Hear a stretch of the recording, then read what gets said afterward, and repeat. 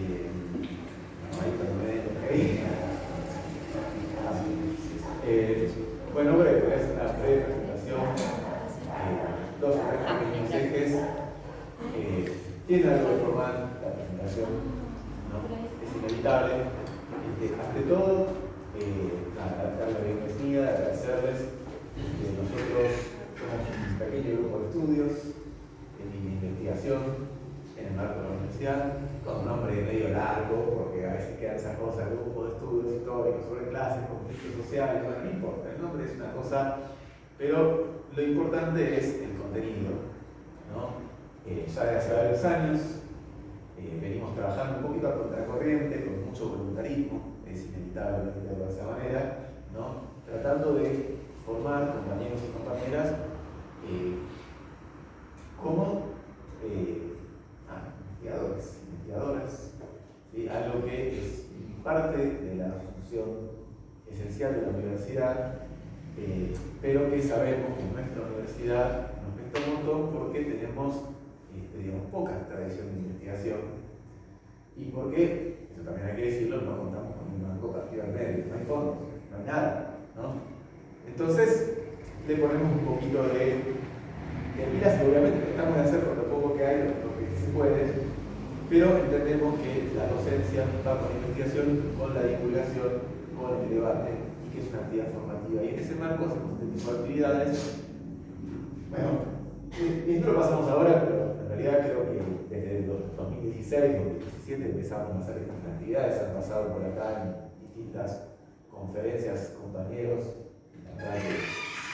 bueno, además de que tenemos mucho, son grosos investigadores, ¿no? Como Alberto Bonet, Hernán Camarero, Rosetti, Alejandro Schneider, que además de ser jefe de cátedra acá de compañeros, son compañeros que nos han formado con nosotros, ¿no?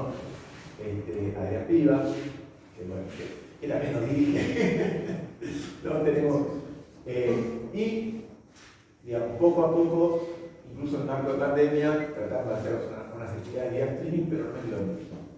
La pandemia entendemos que produjo un pequeño corte complicado en la universidad, es decir, esto se ve, lo charlamos en ocasión de la actividad anterior, ¿no? Sobre todo en lo tachado que era el movimiento estudiantil, la falta de agrupación, de actividades, ¿no? Y bueno, es en este marco que organizamos este muy pequeño ciclo de charlas. Llamamos ciclo, pero en realidad es un ciclo que son dos, ¿no? Que la hicimos hace 15 días con Juan Califa sobre justamente el movimiento estudiantil en la historia argentina. Reciente, en realidad del 55 a 76, nos tenemos un poco más hacia acá, y ahora con Juan Pedro Mazano, que lo voy a presentar, para presentar de qué se trata, porque está el cartel ahí, lo de todo el mundo, no hace falta abundar mucho en eso. Pero ¿cuál es el sentido que le queremos dar a esto? Primero, bueno, en un marco general, tratar de compartir parte de lo que hacemos o tratamos de hacer, de las líneas de trabajo, de las líneas de investigación, pero no es casualidad que hayamos elegido estos temas que tienen que ver con conflicto social, con organización de los trabajadores y las trabajadoras y, bueno, como movimiento estudiantil tuvimos que debatir un poco más, porque ahí claramente no hay una relación directa con una pertenencia o una trayectoria de clase, pero sí, el movimiento estudiantil ha sido muy importante como un actor en la organización, en la protesta social y también para la formación de dirigentes y activistas políticos y sociales en todos los niveles. En este caso vemos un poquito a las fuentes, el movimiento obrero, pero también en un marco que nos parece que tiene una actualidad muy grande, porque la elección de los marcos temporales también tuvo un sentido, ¿no? Si en este momento, institucionalmente, en la universidad, en todos lados, en el Estado, nos prende, bueno, 40 años de democracia, en un momento donde además es palpable, bueno, una crisis que hay en los sistemas democráticos parlamentarios institucionales, no solamente a nivel local, sino a nivel internacional, una crisis que caracterizarlo llevaría un buen rato, sería materia de otra charla, que podemos hacer si hay ganas, por supuesto. ¿Sí? Ahí podríamos poner un acuerdo de algo que estamos acá y organizarlo común, ¿no? Ahí saldría el chiqui porque es típica en un centro, ¿no? Pero a grandes rasgos hay un desgaste, una pérdida de contenido y significado, y entonces abrimos la pregunta: ¿qué democracia? ¿Qué tipo de democracia? Es decir, no caer en una problemática que, nos contará ahora Juan Pedro, ha sido central en la reconstrucción de sentido y en la apertura retrospectiva de la historia, que se hizo precisamente con el retorno a la democracia en el Constitución del 83. Bueno, en clase, quienes les ha tocado hablar conmigo, lo hemos charlado más de una vez, pero podríamos condensar simbólicamente esa lectura que opone la dictadura a la democracia como clave para leer toda la historia argentina en una película que fue paradigmática en los 80, que es La República de la Vida, y donde hay una lectura de la historia que es fundamental de la democracia, y en esto quiero decir un poquito más, ¿no? Hay un sentido interrogatorio porque es ¿qué relación hay entre el periodo previo y el posterior? Entre el corte que supuso la última dictadura cívico-militar, eclesiástica, empresarial, no podríamos ampliar, ¿no? Porque hay un corte, hay un antes y después. Y lo voy a significar en 2 o 3 datos pequeños como disparadores, simplemente, ¿sí? Por ejemplo, desde 1983 hasta aquí, aún con crisis muy importantes, las dos más salientes, la de la inflación del 89 y la del 2001, no hubo en ningún momento ruptura institucional formal. Hubo 2 gobiernos que no terminaron su mandato, sin embargo las transiciones se dieron por los mecanismos previstos institucionalmente por vía constitucional. Eso marca una diferencia muy grande. Si nosotros contamos desde la generación del 80, porque en realidad debemos contar de 1860, pero desde la generación del 80, la fundación del Estado argentino, ¿sí? Podemos hacer una cuenta al revés. ¿Cuántos fueron los gobiernos que fueron elegidos democrática, digamos, por democracia electoral? Cuando decimos democracia estamos hablando de mecanismo de elecciones. Porque después, si no, asumir que democracia es solamente eso es otro problema que habría que debatir. ¿Cuántos fueron los gobiernos que fueron electos en elecciones libres y terminaron su mandato? Desafío. ¿Cuántos? Yo les digo, los dedos de las 2 manos no sobran. Nos sobran para contar. ¿Cuántos? En serio. ¿Alguien se anima? Irigoyen primero. Irigoyen primero, pero segundo. Había. ¿Irigoyen segundo no? No. Después, bueno, ¿cómo caracterizar la década? La década infame con el Estado patriótico en elecciones libres. Entonces no cuenta. El primero de Perón 1. Pero Perón 2 no. Perón 2. O sea, Sicilia, autoridad. ahí tenían exactamente Frondizi y Sicilia, pero había protección de peronismo. ¿Sí? Cámpora. Y no terminaron el mandato. Cámpora, un mes. Fue elegido por medio de 4 años, institucionalmente, democráticamente, pero un mes. Digo, y Perón, bueno, Perón se murió, pero institucionalmente seguía Isabelita, que tampoco. O sea, 4. ¿Está? ¿Por qué lo menciono? Porque es un indicador de un cambio después de la historia, ¿no? Esto es un indicador importante. Claro. Es un problema muy grande cuando uno no problematiza estas cosas porque cae presa de una idea de democracia institucional que no existió jamás en la historia argentina hasta el 83. Sin eso no se puede entender todo el periodo que va del 40 al 76 y el por qué, porque hay una explicación de por qué hay efectivamente una creciente disputa política y social que se define por canales no institucionales, ¿no? Y lo menciono porque hay una problemática ahí que tiene que ver, que tiene una gran actualidad, ¿no? Para no ser más largo, 2 elementos que creo que tienen gran actualidad y que marcan la charla de hoy. Un elemento es imposible no pensar en la coyuntura actual, incluso a poco tiempo de elecciones, en los debates que se están dando. Bueno, cuáles son los consensos que se han construido y que están descartados o no. Sin ir más lejos, en el último debate diferencial hubo un candidato que repitió un discurso al Maceo. Literal, las mismas palabras exactas, exceso. Eso fue Maceo. ¿Sí? Al mismo tiempo, no estamos frente a una ruptura institucional, no inmediatamente, sino que estos serán los marcos de la democracia institucional. ¿Sí? Por otro lado, también es imposible no rastrear algunas similitudes, a veces de manera excesiva, habría que verlo, hacer algunas analogías entre la situación de alta inflación actual, inflación rampante, ¿no? Alta inflación, escenario de alta inflación, no hiperinflación, nada parecido, pero hay un escenario de alta inflación actual y algo que atravesó una característica de la década de los 80, de acuerdo a la palabra de Juan Pedro, es decir, estancamiento económico y alta inflación. Hay una similitud. ¿Hasta dónde podemos llegar con la tecnología?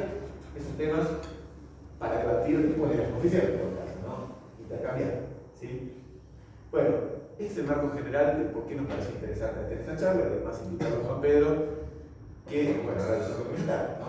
Juan Pedro Mazzano, de la Universidad de La Plata originalmente, sociólogo, docente de historia 3, de historia argentina reciente, docente de historia 3 en la Universidad de La Plata, becario de CONICET, postdoctoral, actualmente, deshojando la margarita, ¿no?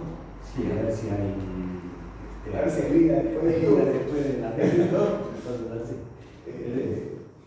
además, un gran amigo, hincha fanático de La Plata, por supuesto. ¿no? Y la pista de la primera hora. No puede ser de otra manera.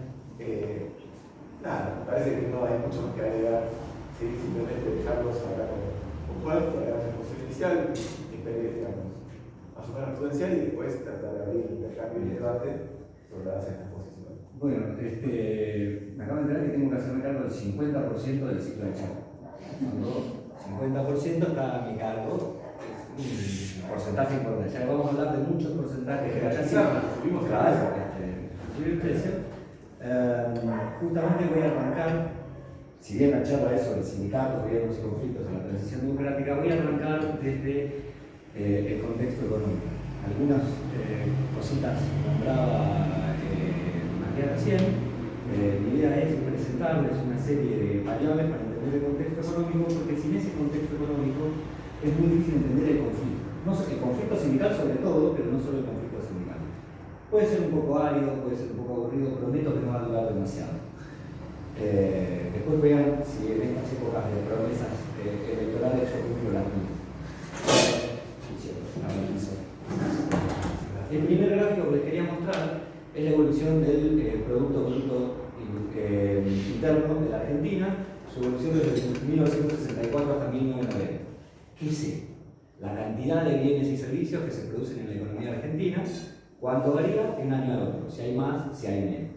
Lo primero que podemos ver con este gráfico es que a partir de 1975, 1976, es decir, en este punto, hay un cambio en el comportamiento de la economía nacional, muy claro.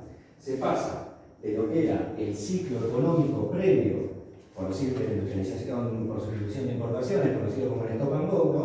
Caídas y ascensos de la economía nacional, a una década y más, desde 1975-76, acá tengo hasta 1990, de crisis y estancamiento. Hay muchos años de crisis y los años donde hay crecimiento económico es posteriormente a crisis fuerte, es decir, se está recuperando la economía. El segundo gráfico que les quería mostrar es el de inflación, un tema bastante de moda en esta época, ¿no? Acá es un poco más larga, es el promedio anual de la inflación, medido por el IPC, el índice de precios al consumidor, hecho por el INDEC, desde 1951 hasta 1988. Le saqué 1989, 1990 porque está la hiper ahí, y este gráfico no lo podríamos ni leer, porque estas barras tan altas desaparecerían casi, serían así chiquititos. Podemos ver ese gráfico después, pero por ahora concentrémonos en eso. También podemos ver que a partir de 1975, 1976, el comportamiento de la economía se modifica sustancialmente.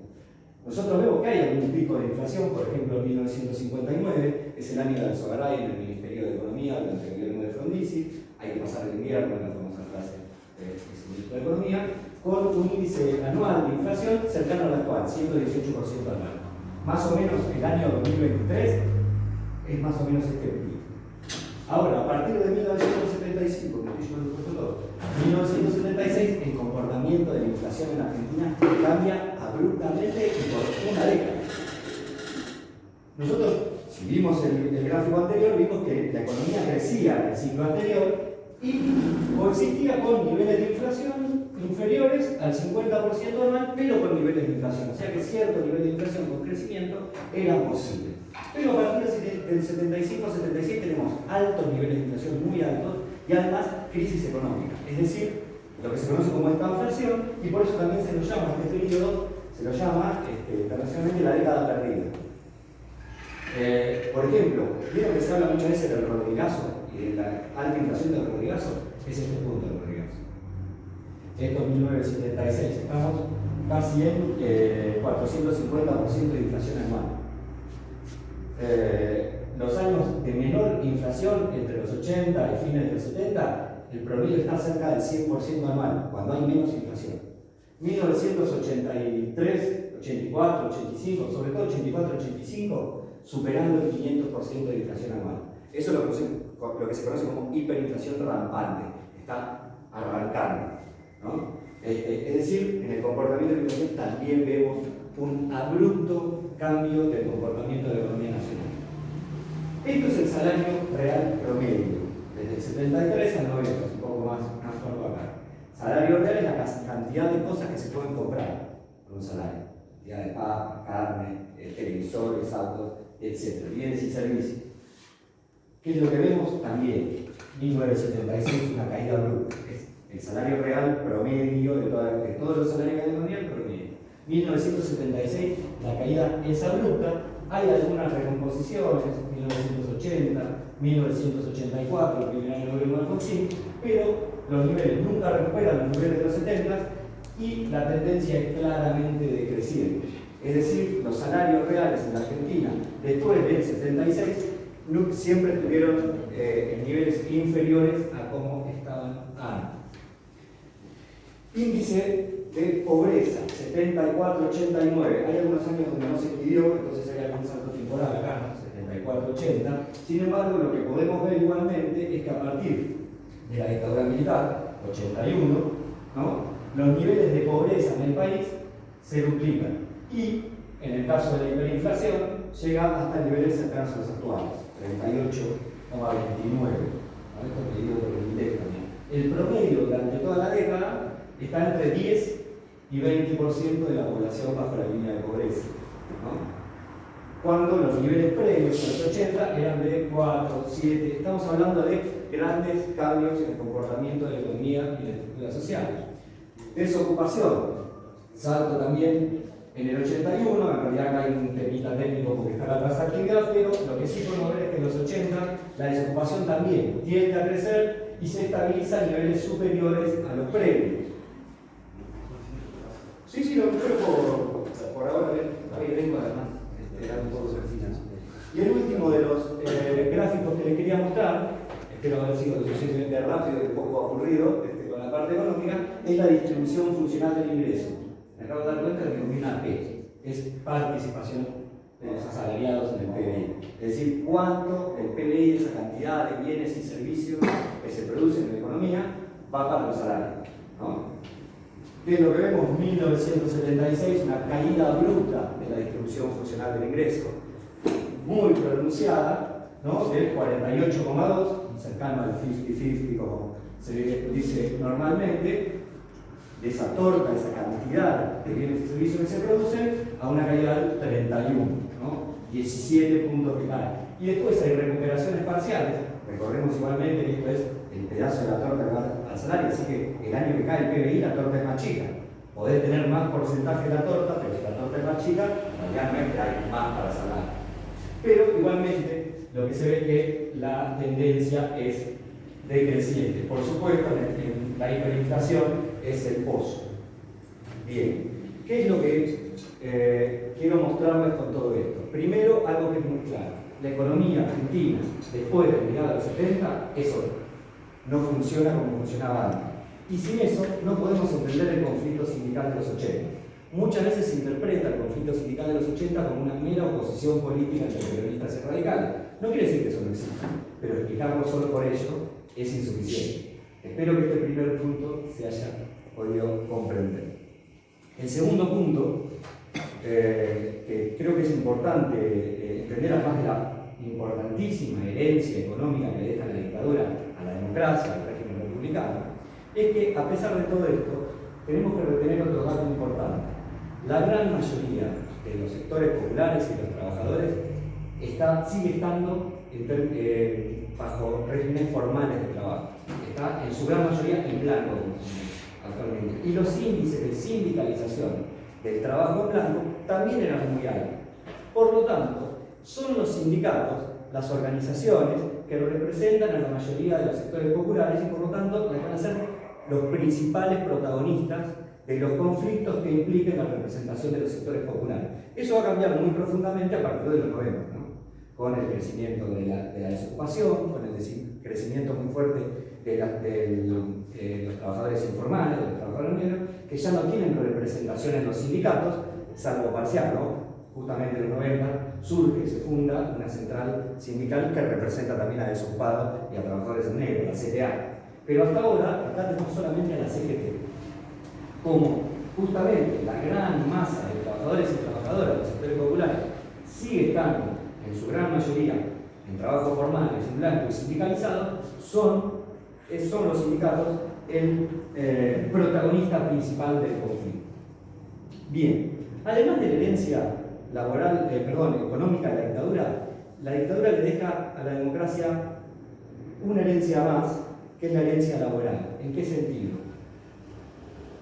Bueno, en primer lugar hay una gran reconfiguración por la represión, que es un tema muy específico y que sería demasiado largo desarrollar hoy, pero el objetivo de la represión, que es el disciplinamiento social, y particularmente el disciplinamiento de la clase trabajadora, se coordinó, se articuló con la búsqueda del disciplinamiento mediante una reforma laboral, una gran modificación de los marcos normativos que regulaban la manera en la cual los sindicatos participan de la actividad política y de la definición de políticas públicas. Cómo se va a paritaria, cómo se representa una negociación en el ministerio, qué tipo de sindicato se puede representar, si puede haber confederación o no puede haber confederación, etc.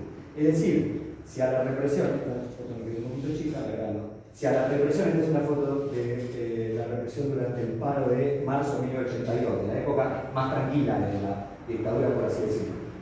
Si a la represión nosotros le sumamos la modificación en la legislación, tenemos que las condiciones institucionales de la acción de los sindicatos también se modificaron fuertemente. Lo voy a leer así bastante más rápido cómo se modificó la legislación laboral durante la dictadura. Entre otras disposiciones, se intervinieron federaciones y sindicatos, se prohibió la CGT, se prohibió el derecho de huelga, se prohibió toda acción directa, se modificó regresivamente la ley de contrato de trabajo. De los 302 artículos de la ley de contrato de trabajo, 27 se eliminaron, se modificaron 99. Se suprimieron los foros sindicales, se suspendieron las negociaciones colectivas, se intervinieron las obras sociales sindicales. A partir de 1979 se sancionó una nueva ley de asociaciones profesionales, que es la ley de los sindicatos, la que te dice qué tipo de sindicato puede haber, qué tipo de negociación pueden desarrollar. Finalmente, durante la retirada de la dictadura, después de la guerra de Malvinas, fuerte crisis de la deuda 81-82, la dictadura empieza un proceso de normalización de todos esos sindicatos que estaban intervenidos, que se habían separado de las obras sociales, proceso que no termina durante la dictadura, que se interrumpe. Ahora vamos a hablar un poquitito de eso porque tiene mucho que ver con los inicios del gobierno de Alfonsín. Pero otra de las herencias institucionales que deja la dictadura es un montón de sindicatos en situación irregular, o intervenidos, o con comisiones transitorias para ver cómo se normalizaban, o con, ¿cómo se llamaban las comisiones transitorias? Intervenidos y con mandatos prorrogados, es decir, conducciones sindicales que habían sido elegidas 10 años antes, 7 años antes, 8 años antes, y que sin elecciones se mantenían en sus lugares, en sus sillones de poder, por así decirlo. Casi toda esa legislación se mantuvo vigente durante el gobierno de Alfonsín. Las leyes laborales que se sancionan durante el gobierno de Alfonsín se sancionan entre el 87 y el 88. Es decir, para entender el conflicto sindical en los 80 también hay que tener presente, además de toda esa nueva situación económica, la situación legislativa, la situación laboral legislativa. Ahora, esas leyes que se sancionan entre el 87 y el 88, que son las actuales, de las asociaciones profesionales, de negociación colectiva, de obras sociales y de Seguro Nacional de Salud, que no se aplica, pero eso es otro tema. ¿Eran las que quería aplicar Alfonsín? ¿Eran los proyectos de leyes laborales de Alfonsín? No. El gobierno de Alfonsín presentó una serie de proyectos laborales entre 1984 y 1987 que fracasaron todos, entre otras cosas por el conflicto sindical que generaron. De 4 proyectos les quiero hablar y espero no estar siendo demasiado lento. ¿Cómo vengo con el tiempo? Bien, vos sé. Estamos bien. Vamos bien. Yo te aviso, cuando hay que apurarse, por ahora estamos bien. Espectacular. Hace un ratito les hablaba de las normalizaciones de esos sindicatos intervenidos con comisiones, etcétera, etcétera. Durante la campaña del 83, los militares se autoamnistían. ¿Saben lo que quiere decir eso? Todos los delitos de lesa humanidad que hayan perpetrado durante la dictadura se los perdonan. Y hay un debate muy fuerte, ¿no?, en la campaña, y posteriormente, una vez elegido el gobierno en el recinto legislativo, acerca de qué se hace con esa autoamnistía de los militares. Alfonsín, el candidato radical, dice: es inmoral, hay que derogarla, pero no la voy a derogar yo por un decreto, algo que podía hacer porque eran decretos de leyes, por decreto de la dictadura, sino que lo tiene que hacer políticamente el Congreso. El candidato del peronismo, Ítalo Luder, profesor de Derecho Constitucional de la UBA, si no recuerdo mal, dice: es inmoral, es ilegal, pero no podemos sancionar nada hacia atrás. Después el peronismo votó en contra de la autoamnistía en el Congreso, pero la posición en el momento de la campaña era: no podemos sancionar hacia atrás por lo que se conoce como la doctrina de Fardo, doctrina que propone la Corte Suprema de Justicia desde los golpes de principio del siglo XX. Ahora, ¿quién conducía el peronismo y quién pone los candidatos del programa del peronismo en la campaña de 1983? Los sindicatos. La presidenta del peronismo para ese entonces es Isabel y vive en España. El vicepresidente primero del peronismo para ese entonces es Lorenzo Videla, secretario general de la UOC, secretario general de las 62 organizaciones peronistas. La gran mayoría de los candidatos, entre ellos Luder, los impone el sindicalismo, el sector ortodoxo del sindicalismo. Las propuestas también, el famoso y reconocido quema del cajón de Herminio Iglesias. Herminio Iglesias es un sindicalista metalúrgico de Avellaneda, ¿no?, candidato a gobernador de la provincia de Buenos Aires. Ahora, ¿qué es lo que estaba ocurriendo? Todos conocen lo de la quema del cajón. No traje justo la foto. Es lo mismo que hizo Alberto en la fiesta de Olivos, pero con un cajón de cuarto. Esto era frente a 250.000 personas en el 9 de julio. Prende fuego un cajón que decía una sigla radical, ¿no? Decían, no era una buena campaña para el 83, quemar el cajón de la sigla radical. Bueno, no le fue muy bien. Hablando de pacificación. Perdieron. Ahora bien, tenemos esto, ¿no? La posición particular de el PJ comandado por el sindicalismo ortodoxo frente a la autonomía militar. Y al mismo tiempo, en ese proceso de normalización de sindicatos que había impulsado la dictadura, ¿quiénes ganaban la mayoría de los sindicatos que se empezaban a normalizar? Las conducciones ortodoxas. Entonces Alfonsín, en abril de 1983, durante la campaña, dice: acá hay un pacto militar sindical, en los cuales los militares les otorgan, le devuelven los sindicatos, las conducciones de los sindicatos, estas conducciones ortodoxas, a cambio de que los sindicatos apoyen la autoamnistía. Si tenía pruebas o no Alfonsín de que eso fuera así, es otro tema. El tema es que era verdaderamente creíble en ese contexto por estas dos cosas de las que estamos hablando. Uno de los resultados de todo ello fue que el peronismo perdió por primera vez en la historia una elección sin proscripción. ¿No? Es la primera vez que pierde una elección sin proscripción, y justamente a los sindicatos, a los sindicalistas que comandaban al PJ, en ese momento se les conoció como los radicales de la derrota. Una semana después de asumir como presidente Alfonsín, presenta su primer proyecto laboral, que fue la conocida Ley Mucci. por el primer ministro de Trabajo, Antonio Mucci. En esta caricatura de Sabat, del diario Clarín, Mucci es el que está abajo, el que está arriba es Bernardo Brinkman, el ministro de Economía, y en ese momento estaban peleando por un aumento salarial, entonces uno lo quería dar y el otro no, entonces mutuamente se están metiendo la mano en el bolsillo. Una caricatura de época de Sabat. Antonio Mucci es el sindicalista gráfico, es el que está abajo, también de la zona de Avellaneda, y es nombrado como ministro de Trabajo, el primer ministro de Trabajo de los tantos que tuvo Alfonsín. ¿Qué era la ley Mucci? Una ley de normalización de esos sindicatos que estaban intervenidos, que estaban en situaciones irregulares. Muchas veces se la suele confundir en la cultura popular, se puede hablar de tal, y aún en la academia, como la ley sindical del alfonsinismo, como si esta fuera el proyecto de negociación colectiva, asociaciones profesionales. No, eso vino después. La ley Mucci fue un proyecto de normalización que tenía una serie de cláusulas democratizantes en elecciones, pero que tenía un punto central en quién controlaba el proceso de la elección. ¿Quién lo controlaba para este proyecto? La Justicia Nacional Electoral y interventores del Ministerio de Trabajo en cada sindicato. ¿Qué problema tenía esto? Que violaba el convenio 87 de la Organización Internacional del Trabajo de Libertad Sindical, que suscribe nuestro país y que dice que los sindicatos serán sus propios estatutos. Ahora, ¿qué implicaba la normalización para el alfonsinismo? ¿Solamente normalizar los sindicatos? No. Lo que esperaba el alfonsinismo es, si no necesariamente cambiar toda la conducción del sindicalismo, cambiar una parte de esa conducción para poder negociar por un nuevo tipo de conducción sindical, que no fuera la que conducía el PJ en las elecciones del 83, las leyes laborales que querían desarrollar. Una nueva dirigencia para una nueva legislación, de alguna manera. ¿Cuál era el diagnóstico que tenía el alfonsinismo para presentar esta ley? Como les digo, una semana después de asumir, ustedes van a los diarios del 18 de diciembre de 1983 y ahí está reproducido el proyecto. ¿Cuál era el diagnóstico que tenían?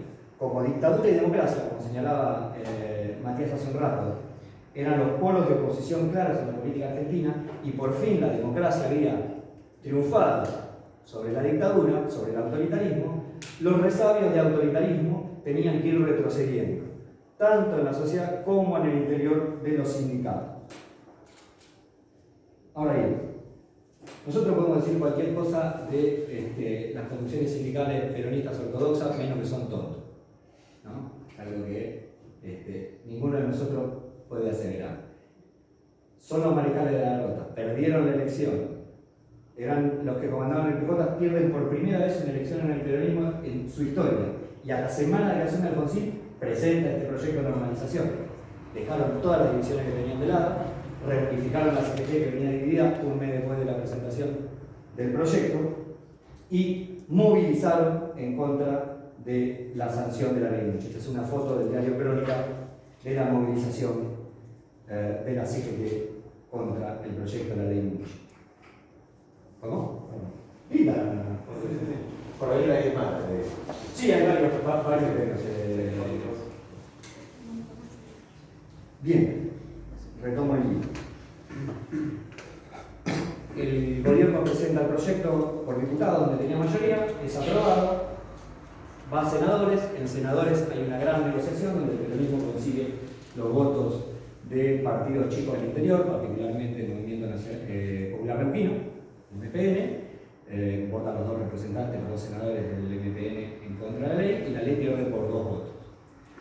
Pero, como resultado de toda esta situación, de este conflicto sindical con el gobierno, tenemos una CGT que, de estar derrotada en las elecciones, de ser los mariscales de la derrota y de estar dividida, digamos, estar en posición desventajosa, termina reunificada y impidiendo el proyecto del gobierno. Es decir, en muy breve tiempo, porque la ley se termina de rechazar en marzo del 84, 3 meses después de su presentación, la CGT está en una posición victoriosa. Tanto es así que Mucci renuncia, se nombra a un ministro del Trabajo más negociador, Casella, ¿no? ¿Sí, Manuel Casella? ¿No? con quien negocian una nueva ley de normalización, que es la que efectivamente se sanciona hacia mediados del 84 y que inicia el proceso de normalización sindical que dura hasta mediados del 85. El segundo proyecto que les quiero contar es el que se conoció como Seguro Nacional de Salud. Esta es una propaganda del Seguro Nacional de Salud. Hace poco falleció el diseñador del Seguro Nacional de Salud, el ministro de Salud, el primer ministro de Salud de Alfonsín, Aldo Negri, un sanitarista bastante conocido, muy formado, cuadro técnico relevante, que era el Seguro Nacional de Salud, un seguro universal de salud. Cualquier persona, tuviera trabajo, no tuviera trabajo, tuviera relación de dependencia o no, tenía derecho a un seguro de salud, como si fuera una seguridad social, etc. ¿Cómo se lograría eso? Coordinando, articulando los tres subsistemas de salud: el privado, el público y el de obra social. ¿Qué pasaba con las obras sociales? Estaban intervenidas desde la dictadura y los interventores que habían puesto la dictadura habían cuasi fundido además. Pero ¿qué pasa? Si vos impedís que los sindicatos administren las obras sociales sindicales, le sacás una porción de recursos bastante importante para sus actividades cotidianas, las legales y las no, por decirlo de alguna manera. Por lo tanto, generó un fuerte conflicto con la CGT, el Seguro Nacional de Salud, quizás de los proyectos sindicales del alfonsinismo el más progresista de todos. Ahora, el conflicto entre CGT y gobierno se dio al mismo tiempo que se daba otro conflicto más, entre CGT, entre los sindicatos, y la corporación médica, y los médicos de todo el país. ¿Qué hicieron los médicos en este contexto? Ahora vamos a hablar un poquito de plan actual, un poco después, había congelamientos de precios, salarios de tarifa. Decidieron cobrar unilateralmente un bono encima de lo que se paga por la obra social, algo que conocemos bastante, ¿no? Noticias de En vez de, claro, vos vas a hacerte una práctica médica y además de lo que tiene que pagar la obra social, el médico te compra un bono. Bueno, eso no está en realidad. La CGT, con Ubaldini en este momento ya como único secretario general a la cabeza, amenazó con cortarle la luz, el agua y el gas a todas las clínicas y consultorios que cobraran el bono en todo el país. No es una amenaza menor. Todos los trabajadores del agua, ¿verdad? Vamos a ir y te vamos a cortar la luz, el agua y el gas si vos cobras el bono. No es lo que hace la CGT hoy, digamos. Nada que ver. Bueno, ¿qué es lo que hace el gobierno para tratar de aminorar este nivel de conflicto? El Seguro Nacional de Salud se presentó hacia mediados del 85. Estos dos conflictos se dan conjuntamente hacia fines de 1985. Retira el proyecto de Seguro Nacional de Salud para que los sindicatos bajen la conflictividad y permite un aumento en los bonos de prácticas médicas para hacer que los médicos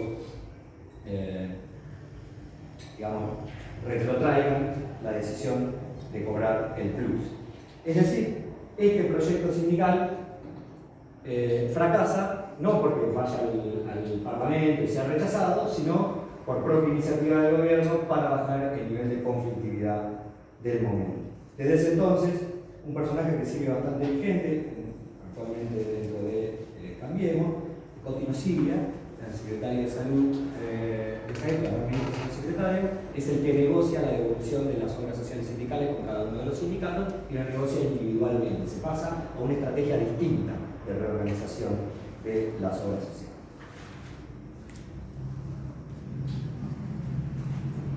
Ya estoy más de la mitad, ¿cómo venimos? ¿Se va entendiendo todo esto? Va, no se marearon todavía. Es porque mis alumnos en Argentina 3.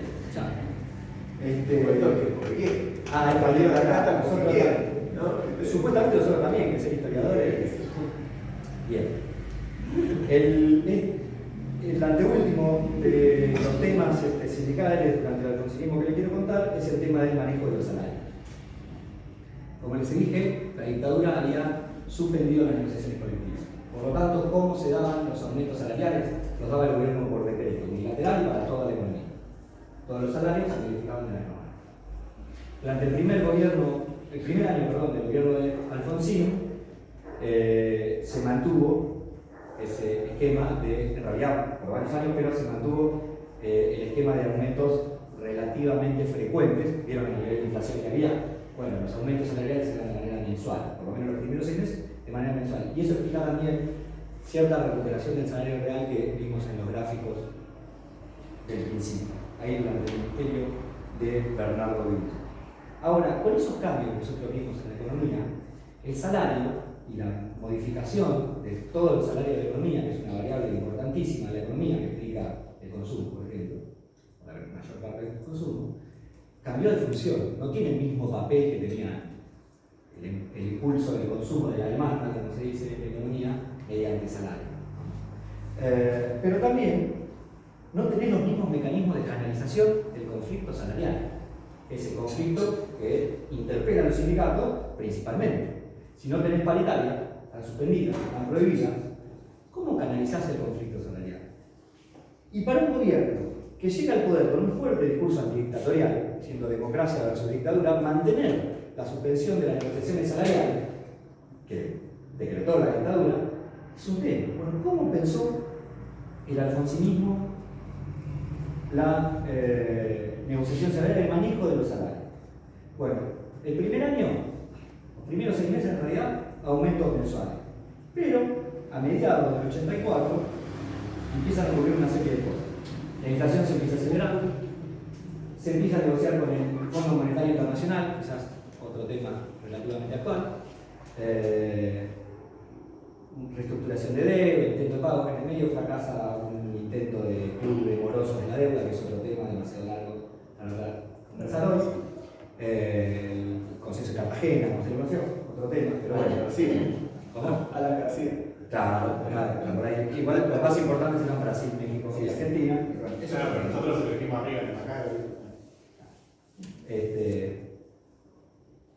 El tema es, bueno, negociación con el FMI, en septiembre se llega a un acuerdo, la carta de intenciones de Greenspan, y el gobierno inicia su primer intento de marco institucional en el cual negociar cuestiones salariales y no solo salariales, que se llamó la concertación. ¿Qué diseño tenía la concertación? Una serie de comisiones. ¿Cómo? Nombre más radical no puede ser. Bueno, la concertación, te voy a pelear un poco. La concertación en realidad es española. Y ahí está el PSOE, lo que en su momento era la UCD y posteriormente el PP. Así que, a menos que digamos que hay radicales en España, radicales en términos de la UCR, bueno, hay gente que ha planteado la internacional peronista, así que se podría plantear la internacional radical. Si Moreno le Claro, en ese momento. En un mundo donde todo es peronista o radical, eso yo creo que es un poco provincial.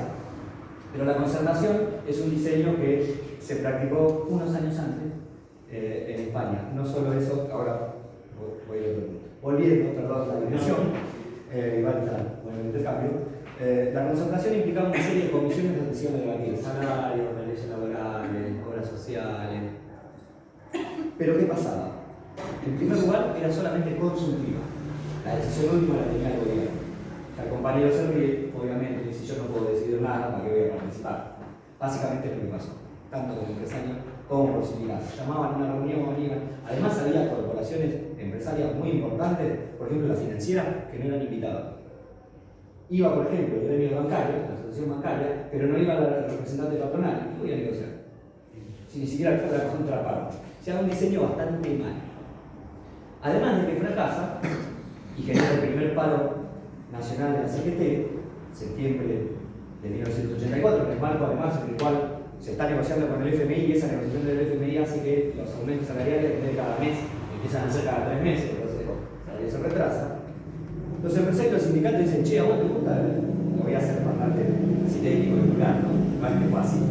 ¿A vos te gusta el plan económico de Greenspan? No, a mí no, a mí tampoco. Juntémonos y tratemos de obligar a Greenspan a que cambie el plan económico. Eso se conoció como el Grupo de los 11, eran 10 corporaciones empresarias más la CGT. Alianza entre empresarios y sindicatos. No duró mucho, pero entre el FMI y el Grupo de los 11, en febrero logran que se vaya Greenspan. Y asume Juan Vital Zurruí. No recuerdo bien cómo se pronuncia. Nadie sabe cómo se dice. Zurruí creo que pero bueno, era Zurruí, ¿no? Juan Vital Zurruí. Era, a diferencia de Greenspan, un economista de partido, formado como cuadro político, un técnico muy importante, había estado en la constitución, por ejemplo, la fundación de lo que es el INDEC, miembro de la CEPAL, con un equipo también, de técnicos bastante formados. ¿Qué pasa desde que asume Zurbil? En primer lugar, se liberan los precios y empieza a haber un aumento inflacionario bastante importante, tanto que para junio de 1985, que es cuando se va a lanzar justamente el Plan Austral, el índice de inflación mensual fue del 30%. O sea, 3 veces lo que fue el mes pasado, el triple. En abril del 85 hay una serie de intentonas militares que ponen en cuestión justamente la continuidad, la estabilidad democrática. Se llama una movilización a Plaza de Mayo para marcar el sistema democrático republicano, y Alfonsín, en vez de hablar de la intentona militar, habla de que se viene una economía de guerra. Esas son las palabras que dice Alfonsín en ese momento. Junio, bueno, ahí hay otro paro nacional de la siguiente. Paros nacionales que son masivos. Acá tenemos una foto de la avenida 9 de Julio, está un poco borrosa porque la saqué del diario, porque es una de las fotos en las que yo trabajo, pero pueden ver banderitas, una pegada a la de la otra, ¿no? Sindicatos como Unión Obrera Metalúrgica, Asociación del Casero, SUC Ensenada, Asociación de Periodistas, Agrupación Justicialista La Plata, está el pibe ahí en el medio, iniciales, está el FIC en el fondo de Largo Ramos. Bueno, unas manifestaciones masivas. En junio se lanza el Plan Austral. ¿Qué era el Plan Austral? El Plan Austral era un programa económico que tenía dos objetivos fundamentales: controlar la inflación, vamos hablando de niveles inflacionarios de hiperinflación rampante, o sea, inicial, y garantizar la paga de la deuda. ¿Cómo se intentó hacer eso? Bueno, con una serie de políticas que conformaban todo el plan. Las más importantes, las llevo así rápido: congelamiento de salarios, congelamiento de precios, congelamiento de tarifas, tipo de cambio fijo, cambio de la moneda, se pasa el peso argentino al austral, un crédito puente para mejorar las reservas del Banco Central, una serie de medidas positivas como el ahorro forzoso, restricción monetaria, ajuste fiscal y otros mecanismos que sería bastante largo detallado. ¿Qué hacen los empresarios cuando no pueden ajustar precios? Desabastecimiento. Eso era lo que solían hacer en los 70, desabastecimiento, mercado negro. Bueno, acá, además de un poco de desabastecimiento y mercado negro, suspensiones y despidos. Es otra forma de ajustar costos. Empiezan a suspender y despedir, echar gente y despedir. Y eso genera una importante conflictividad. La Fundación Fiel, que es una fundación de economistas neoliberales, calculaba en 100.000 las suspensiones y despidos solo del año, para el mes de julio del 85. Genera una gran conflictividad, un aumento fuerte de la velocidad por lugar de trabajo, pero además la CGT impulsa una fuerte conflictividad y logra que el gobierno de Alfonsín saque un decreto antidespido, que prohibía despedir si antes no se iba al ministerio y se daba una serie de causas. Se explicaba una serie de causas para poder despedir o suspender trabajadores. ¿Cuánto creen que le hicieron caso a los empresarios al decreto antidespido? Casi nada. Ahora, ¿qué efecto tuvo el Plan Austral en términos inmediatos? ¿Qué se imaginan ustedes? ¿Liquidó la inflación? ¿Cómo? ¿Liquidó la inflación? No la liquidó, porque los niveles mensuales pasan a ser del 5% mensual. Pero ¿de dónde La viene? envidia de masa hoy, ¿no? 5% mensual. 5% anunció Massa en abril. Que iba a ser el Iba a ser. bueno. Pero de 30% mensual a 5% mensual, se mantiene casi un año. Es decir, uno de los objetivos que tenía el Plan Austral se cumple, por lo menos en el corto y mediano plazo. Segundo objetivo, garantizar los pagos, se cumple también. Se renegocia con el FMI los pagos, se consigue el crédito puente, se mejoran las reservas. Y el otro objetivo, que no estaba directamente declarado, que es político, también se consigue. Se rompe el grupo de los 11. Esa alianza entre los empresarios y sindicatos que logró sacar a Greenwood, bueno, se rompe. Los empresarios apoyan el Plan Austral. Hay un sector informal de los empresarios, los sectores más concentrados, de los empresarios de época, que se conocieron como los capitanes de la industria, que apoyan efectivamente y públicamente al Plan Austral. El gobierno sigue teniendo el problema de qué hace con la canalización del conflicto sindical. Intenta una nueva concertación, se conoció como Conferencia Económico-Social. El diseño era más chiquitito, solo participaban sindicatos y empresarios industriales. O sea, eran menos reactivas, era mejor el diseño de quienes invitaban, pero mantenía lo mismo que proponía la primera concertación, que es el carácter solo consultivo. ¿Cómo terminó? Igual que la primera concertación. Fueron a la primera reunión, si no se iban los empresarios, se iban los sindicatos, se iba boicoteando sistemáticamente la Conferencia Económico-Social. A mediados de 1986, un técnico de origen peronista, que se había exiliado en España y que después va a aparecer en los 90 como ministro de Trabajo de la Flexibilización Laboral de Menem, Armando Caro Figueroa, se suma como secretario del Trabajo del Ministerio de Trabajo de Alfonsín. ¿A qué viene a cuenta esto? Que se trae de España un mecanismo muy particular de la concertación española, que se llamó las bandas salariales. ¿Qué eran las bandas salariales? Que implicó una flexibilización del plan austral, una paritaria limitada, con piso y techo que ponía el Ministerio de Economía. Pueden negociar salario, siempre y cuando no sea menor que esto y no sea más que esto. Y de esta manera controlamos la inflación. La inflación sube un poquito, no eran los mismos niveles de los inicios del plan austral, pero todavía estaba relativamente controlada. Fueron exitosas en la canalización del conflicto sindical, sobre todo en el sector industrial. Muy importante, todas las bases de datos de competitividad laboral, algo que vamos a charlar mañana, indican que hay una caída, una fuerte canalización de la conflictividad sindical por este mecanismo institucional. Fue relativamente exitoso. Pero dejaba fuera a los trabajadores estatales. Es decir, se mantenía parte de la conflictividad sindical, la de los trabajadores estatales. Y recordemos, en los 80 había muchas empresas que todavía eran estatales. PF, Marinias, etc.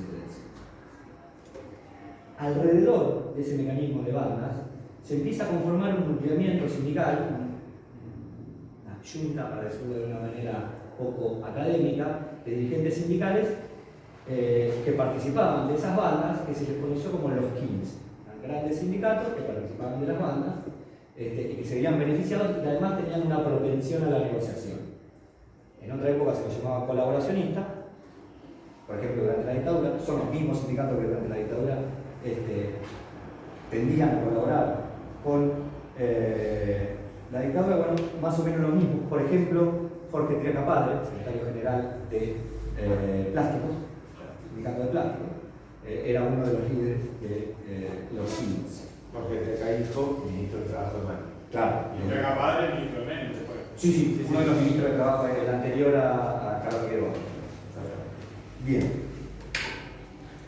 Ese sector de los 15 se empieza a poner al igualdinismo, a la corrupción de la CGT, que tenía una política de confrontación con el gobierno de Alfonsín y con el programa económico de su gobierno. Acá lo tenemos justamente, que es la foto que ilustra el cartel de la charla, a Saúl Ubaldini, fíjense lo apretado está la gente, están tomando el Ministerio de Trabajo sobre Diagonal Sur, noviembre de 1986, si no recuerdo mal. Adolfo Alsina y Diagonal Sur, Ministerio de Trabajo de Nancy. Bien. Último de los proyectos alfonsinistas de los que les quiero contar, la reforma laboral de Caro Figueroa.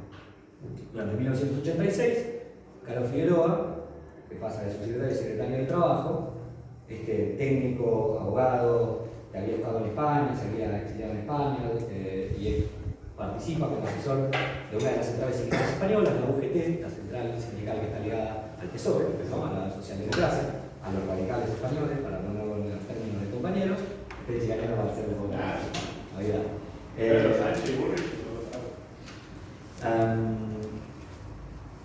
participó como asesor de la UGT y del PSOE y participa de los pactos de la Moncloa, de la parte económica del pacto de la Moncloa, que eran los pactos económicos entre empresarios, sindicatos y gobierno de la España, de la transición democrática española.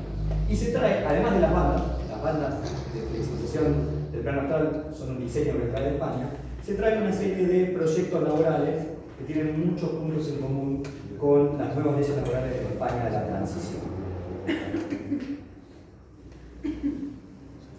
Proyecto de negociación colectiva, proyecto de fondo de garantía para despidos, proyecto de información y consulta, proyecto de participación sindical en empresas del Estado. También había uno de asociaciones profesionales y uno de limitación del derecho de huelga, regulación del derecho de huelga, que no se llegan a presentar. En el mismo momento donde se insinuó que se iba a presentar un proyecto de regulación del derecho de huelga, la CGT amenazó con un par de paros generales y los concretó. Recordemos, 13 paros generales durante el gobierno Alfonsín.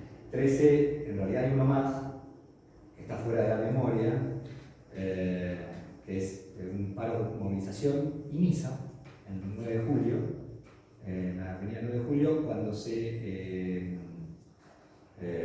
cuando entran a la tumba de Perón. Claro. Las manos de Perón en San Vicente le cortan las manos. No, en el cementerio de Chacarita, creo que Chacarita. Sí, creo que es. Claro, después de Chacarita. Chacarita. Claro, Después de otro lado. ahí hay un paro. Claro, después de otro lado. Ahí hay un paro que impulsa Ubaldini y que se hace responsable al gobierno de la seguridad del cementerio, y por eso también es un paro nacional, digamos.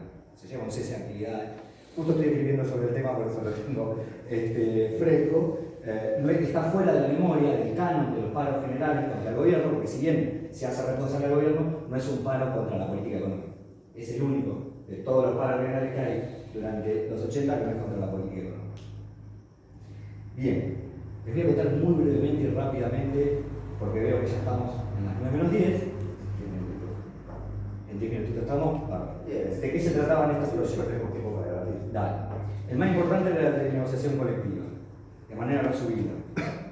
Proponía descentralizar la negociación colectiva. Ustedes saben que es centralizar, acá se negocia todos los metalúrgicos, todos los estatales. Descentralizar la negociación colectiva, permitiendo la negociación por empresa. Establecía por ley las bandas salariales. Limitaba el derecho de huelga en condiciones de emergencia económica, que básicamente para toda la década de los 80 había emergencia económica, entonces limitaba el derecho de huelga. Y también impedía el derecho de huelga en los trabajos, los servicios que eran considerados esenciales. La gran mayoría de los estatales que eran los protagonistas de los conflictos sindicales que estaban para fuera de las bandas, ¿no? Entonces, eran proyectos bastante conflictivos, el de negociación colectiva. El de información y consulta se articulaba con la negociación colectiva, buscaba impulsar las negociaciones por empresa y obligaba a las empresas a informar y consultar con los trabajadores sobre decisiones de inversión que pudieran afectar al personal. Este era el que los empresarios. Dijeron, esto es sovietizante, socializante, comunista. La Unión Industrial Argentina se volvió loca con este proyecto. Carlos Figueroa decía, no, es para descentralizar la negociación, limitar el derecho de huelga. La dijo, comunista. El Fondo de Garantía de Despido buscaba crear un fondo para financiar indemnizaciones por despido, ante una modernización que se esperaba que ocurriera de la producción. Y el de participación de sindicatos en empresas públicas hacía que un representante sindical estuviera en el directorio de las empresas públicas, que era una demanda que tenían los sindicatos desde hacía muchísimos años, y era la zanahoria con la que el gobierno buscaba que los sindicatos apoyaran los proyectos. Los sindicatos estaban totalmente en contra de la negociación colectiva, los empresarios totalmente en contra de el de información y consulta, que generó mucha conflictividad. Sin embargo, fueron al Parlamento, llegaron a tener quórum, se debatieron algunos llegaron a tener media sanción, pero en el verano de 1987, que hay dos paros nacionales, se vuelve a los congelamientos con el primer australito, empiezan las jornadas militares y van a terminar en abril con el conflicto de Semana Santa. El gobierno decide cambiar al ministro de Trabajo, que en ese momento era Barrio Nuevo, no el sindicalista que conocemos hoy, sino otro, el Figuero, no Luis, sino Hugo, por Alderete de Luz y Fuerza, que es un miembro de los 15. ¿Para qué? Para reforzar la estabilidad del gobierno, sumar una pata peronista al gobierno, se le conoció en su momento como el tercer movimiento histórico, tenía una serie de justificaciones, una pata peronista al gobierno frente a una coyuntura de inestabilidad económica, inestabilidad militar, y además ese año había elecciones en las provincias para gobernador, 1987, septiembre de 1987. Que Alderete y los 15 llegaran al Ministerio de Trabajo implicó descartar todos los proyectos de Canofino, con toda la conflictividad que habían generado y todo lo que se había jugado el gobierno para que salieran, bueno, se descartaron. Y con Alderete se proponen los proyectos de leyes, que son los que son las leyes laborales que actualmente tenemos, que se sancionan entre 1987 y principios de 1988. Cuando Cafiero gana las elecciones de la provincia de Buenos Aires en septiembre de 1987, los 15 se van de nuevo. Nos vemos, sancionando la ley, ya ganó el peronismo, una apuesta que no le salió muy bien al Alfonsín, son más la de los 15. Es decir, todos los proyectos, el MUCHI, Seguro Nacional de Salud, concertación, conferencia económica y social, reforma laboral, del alfonsinismo, los originales del alfonsinismo, por así decirlo, fracasan. Y todos fracasan estrictamente ligados con la lógica del conflicto, y particularmente el conflicto sindical. No solo sindical, pero particularmente conflicto sindical. Les dije que la charla era sobre conflicto sindical y transición democrática. ¿No? Parece que llegamos. Lo último que les quería contar, para finalizar, pero tenemos 5 minutos para esto, era retomar el hilo de esta charla con el tema de este ciclo de charlas del cual estás el 50%. Precisamente, este ciclo de charlas se pregunta, a 40 años del fin de la dictadura, ¿qué democracia? Bueno, hoy estuvimos conversando de los primeros años de esa democracia, que como bien decía Matías, implicaron estabilidad institucional, en el sentido de que no hubo nuevos golpes militares después de 1983. Ahora, transición democrática es lo que en la academia se conoce como categoría nativa. Es una categoría que utilizaban sujetos de la época. Muchos hablaban de transición democrática, y no solo acá, en España, en Chile, en Uruguay, más o menos a la misma época, en el este de Europa, ¿no? Todos estaban hablando de transiciones democráticas. En Portugal, con otras características, posadas al franquismo, Partos de la Moncloa, etcétera, etcétera. Muchos de los que discutían sobre la transición democrática en Argentina se lamentaban de que no hubiera habido un pacto de la Moncloa que hubiera dado estabilidad, aunque el pacto de la Moncloa implicó impunidad para el franquismo, ¿no? Entonces, estaba directamente atado a los problemas de los 80. Nosotros la condición hubo algo un poquito más parecido. Algo un poquito más parecido, ¿no? Sí, exactamente. Bien, ahora esa transición que discutían todos, la transición democrática, ¿de dónde venía más o menos? Estábamos claros, ¿no? Veníamos de la dictadura. ¿A dónde iba? Bueno, eso no estaba tan claro. Y una serie de debates. Por un lado, algunos intelectuales, de los que estaban los politólogos, acérrimos enemigos de los sociólogos, de los hacer esos chistes, sostenían, Guillermo Dolmen, por ejemplo, ¿no? Politólogo importantísimo, muy reconocido, sí, una persona muy particular más en su trayectoria intelectual, sostenía, junto con una serie de politólogos, que la democracia era una manera de definir quiénes gobiernan y qué políticas públicas impulsan mediante el sistema republicano. Por lo tanto, la transición empieza en el momento en que la dictadura entra en crisis, se llama elecciones, y termina en el momento en que asume un nuevo gobierno. Desde entonces lo que se inicia es un proceso de consolidación de la democracia, no de transición. Para otros intelectuales, como los sociólogos, entre ellos Portantiero, estoy haciendo un chiste interno, ¿no? Los sociólogos contra politólogos. Si además vos querés congraciarte, en vez. No, yo estoy en contra de los dos, pero eso es otro tema. Vos querés correr el periodismo, los historiadores, entonces los politólogos. Yo además soy historiador también, entonces estoy en el medio, sí es cierto. Pero todos. me está desenmascarando, es un tema que podemos charlar después. Para los sociólogos, la democracia era más que esos procedimientos, instituciones que definían quién gobierna, qué tipo de instituciones definían las políticas públicas, sino que además la democracia necesariamente implicaba pautas de participación y garantías de definición democrática de las políticas públicas. Pensemos, por ejemplo, en los gobiernos peronistas de los años 70, ¿no? Decreto de guerra contra la subversión,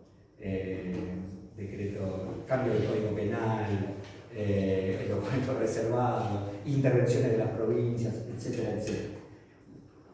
Una serie de leyes amparadas por el régimen constitucional que estos autores consideraban no eran parte del desarrollo de definiciones democráticas. Se debían cumplir una serie de supuestos sobre participación popular, peso de los poderes corporativos, agenda de derechos cívicos, políticos y humanos. Entonces la etapa de la consolidación de la democracia era parte de la transición. Pero además, el propio Alfonsín imprimió en su discurso sobre la democracia una serie de elementos que se pueden sintetizar en su consigna de con la democracia se come, se cura y se educa. Es decir, una serie de garantías sobre el nivel de vida, ¿no? Es decir, ¿qué es la democracia? ¿Hacia qué democracia se iba? ¿Y a dónde tenía que llegar el proceso de transición? Era un tema de debate y estaba todo, era todo parte de la agenda pública de esos años. No era parte de estos años una agenda de la democracia ligada a la revolución como si no se tenga. Implicara la transformación radical de la estructura social. La dictadura había dejado como otra de sus herencias que esa agenda sobre la democracia no estuviera dentro del debate, mediante la aniquilación física de los que sostenían esa posición. Bien, ahora, en mi opinión, el rotundo triunfo del radicalismo por primera vez sobre el peronismo en elecciones libres, sin protección ni fraude, se explica en parte por las expectativas que generó la población de la promesa de una democracia así. Por la agenda pública de participación sobre derechos cívicos, humanos, con garantías sobre niveles de vida y con instituciones republicanas y de otro tipo que canalicen la conflictividad, etcétera, etcétera. En la medida en que las condiciones económicas que vimos al principio te permiten o no, por ejemplo, garantizar esos niveles de vida, la democracia tiene un problema para autolegitimarse, porque te promete algo que las condiciones económicas parece que no te pudieran dar, o que por lo menos no te están dando. Esta tensión entre la promesa del nuevo régimen político, el régimen republicano-democrático, y las condiciones que la economía permite para esa promesa se puedan cumplir, está en el centro de la dinámica del conflicto social de los 80 y posteriormente. Si nosotros vemos la historia de los últimos 40 años, hay crisis de legitimidad del régimen político periódicos. Hoy nombraba dos, Matías, 1989 y 2001, pero podríamos agregar situación actual, 2008, bueno, una serie con distintos niveles de crisis, ¿no? Y de impugnación. Sí, incluso extender, porque 1989 en realidad había que... 91, ¿no? 91. En 2 años enteros. Exacto. Incluye 2 gobiernos. La manera en que se desarrolla el conflicto social, tanto a nivel institucional como por fuera de las instituciones, tiene mucho que ver con la legitimidad que la propia democracia se genera para sí misma.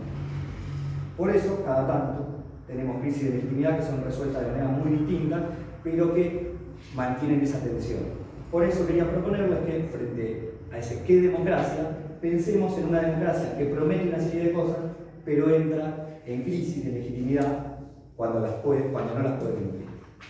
Muchas gracias por escucharme, espero haber sido lo más claro posible.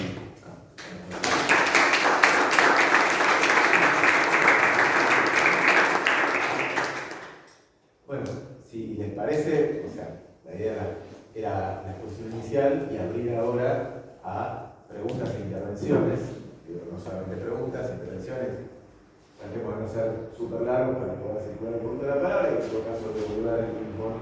Así como tomatazos, todo. Yo diría que busque una canastita, porque me parece que no está bien. Tomatazos enteros, por favor. Claro.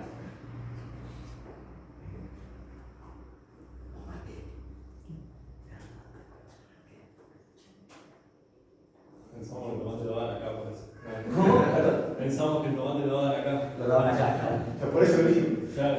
Soy docente universitario, no tengo mucho más tomate, pero... En relación al tema de las promesas, ¿no? de pensar la democracia como algo líquido que tiene que constantemente relegitimizarse, es algo que por ahí hoy vemos mucho en el discurso, sobre todo de los chicos, en mi caso soy ya docente, como muchas veces no se reflexiona acerca de lo que uno está tratando de hablar en cuanto a los términos simbólicos de lo que se dice, ¿no? Por ejemplo, vemos figuras que van en contra del sistema democrático tal cual lo tenemos establecido ahora mismo, producto justamente de esta crisis que estamos viviendo, pero que a su vez se plantean como soluciones al propio problema cíclico que estamos teniendo, ¿verdad? Personalmente creo que eso es una cuestión que nace a partir de la influencia que tiene las redes sociales y además los formadores de opiniones con importantes que hay. La consulta que quería hacer era, según tu opinión, si en este momento, que estamos hablando acá del 80 en adelante, ¿cuándo empiezan a formarse estos formadores de opinión justamente alrededor de lo que es la sociedad en sí, digamos? Espero que haya sido clara la pregunta. Sí. Pero aguantar, sí, hice un poquito más y después, ¿no? Contar. Yo no sé.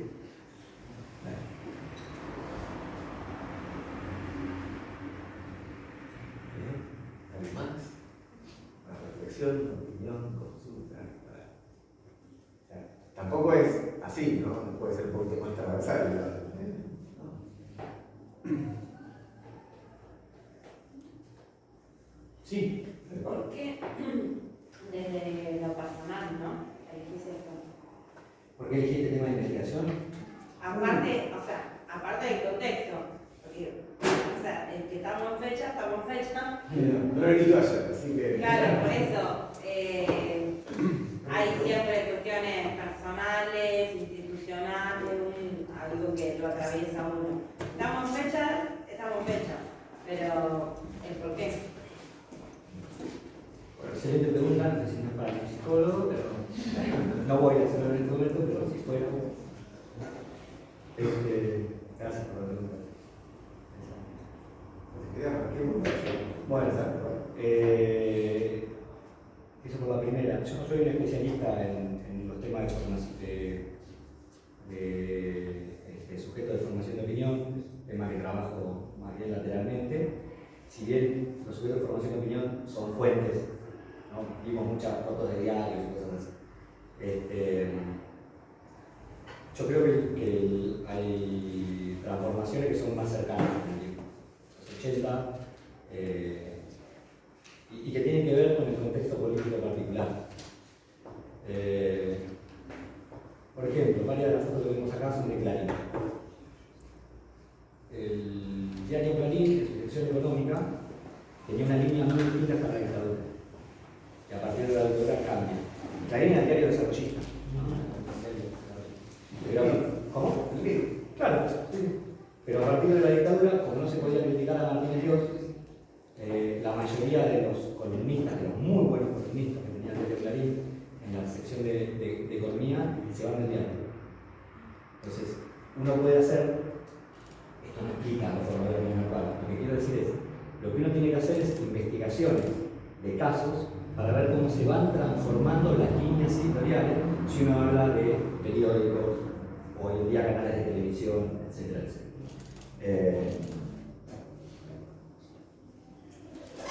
Durante los 80 empiezan las privatizaciones de los canales de televisión. Hay que ver si ahí hay cambios de línea. ¿Clarín se queda con uno? ¿Cómo? ¿Clarín se queda con uno?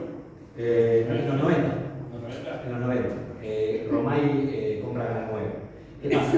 Los canales de televisión estaban concesionados hasta los 70, se interrumpe la concesión durante el gobierno de Isabel, no se vuelven a concesionar, cuando vuelve la democracia por la última dictadura se empieza ese proceso de privatización.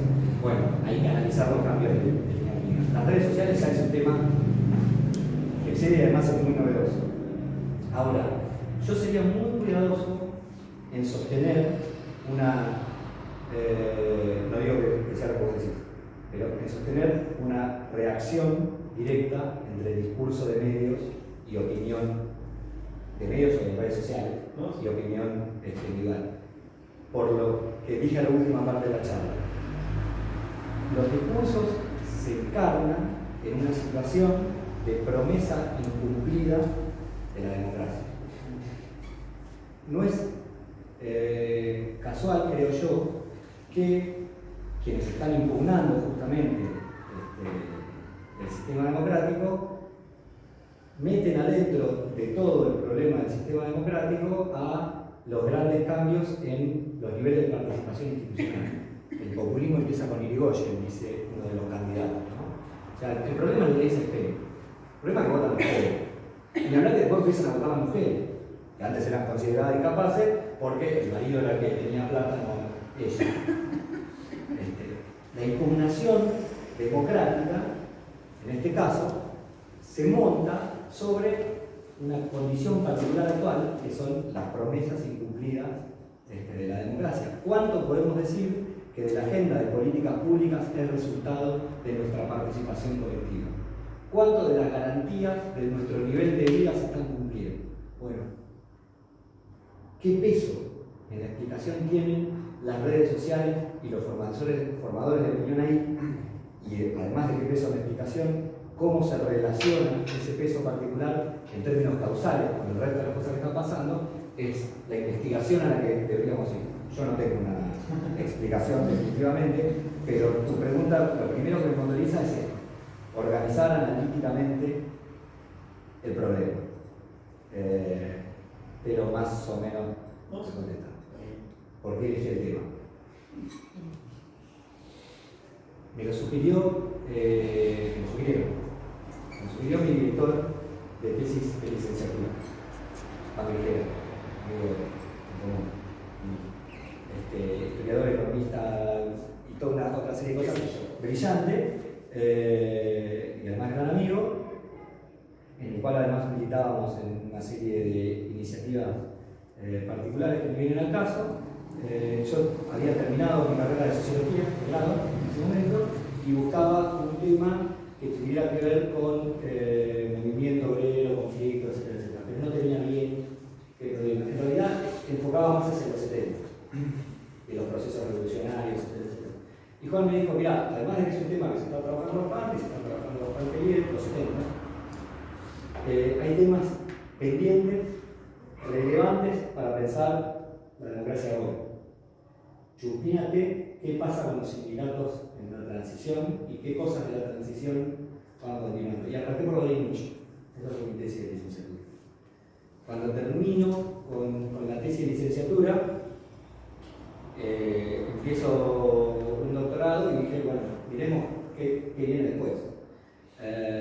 Y yo trabajaba en registro de las personas, después pasé a trabajar en Secretaría de Derechos Humanos. O sea, no tenía mucho tiempo para dedicarle a la investigación porque laburaba en la oficina y en otras cosas bastante tiempo. Pero fui avanzando de a poquito. En un momento, hay una beca de doctorado. No tiene jubilación, no tiene obra social, una serie de cosas, de garantías. Pero me permitió dedicarle mucho tiempo a la investigación. Y ahí empecé a encontrar en el archivo y sobre todo en el debate con los colegas la manera de orientar los problemas de investigación. Y así llegué, bueno, a la tesis doctoral sobre los temas que discutimos hoy, que justo me tocó la pandemia para escribirla. La pasábamos mal, pero me vino bárbaro, porque fueron meses donde solamente me senté a escribir. Y ahí sinteticé muchas de las cosas que les conté. Espero haber contestado más o menos. Una preguntita. Hablando, ¿no?, de esto de la transición a la democracia y también de la visión de la democracia actual. Hay, por ejemplo, un dirigente de izquierda que se aventuró a decir que la democracia fracasó en estos 40 años de democracia, ¿tenés alguna opinión formada vos sobre la actualidad? Por ejemplo, referido a este dirigente, se basa, por ejemplo, en los decretos y leyes de la dictadura que aún al día de hoy perduran. Y bueno, pensándolo de esta transición también, ¿qué rol tiene o puede haber tenido y aún tiene la existencia de esa estructura legislativa que se mantuvo y ningún gobierno se llegó a modificar? Es buena pregunta. Tenemos tiempo. Tenemos tiempo, pero podemos mojar un poquito todo. Por eso me da la actualidad también. Entonces me parece que podemos hacerlo, ¿no? ¿Alguna otra? Lo que yo entiendo por lo que vos planteabas al final es que pasamos de un peronismo con su columna vertebral todavía oponiéndose a la parte política, como sindicatos haciéndole frente a las derrotas, como que llaman radicales de derrotas, a las acciones, ellos vuelven a subirse al ritmo, como vos, toman iniciativa de poder que lo enfrentan y le dan con todo igual y la CGT detrás. Y la campera del club. ¿Cómo? Y la campera del La club. Parece que está iluminado ahí. Está iluminado, porque es una foto del diario Crónica que el editor lo ilumina a propósito para que en el momento de la edición en el diario salga resacado. Está efectivamente iluminado. Mientras tanto, eso el radicalismo lo responde con iniciativa, pero con falta de concreción. O sea, por decir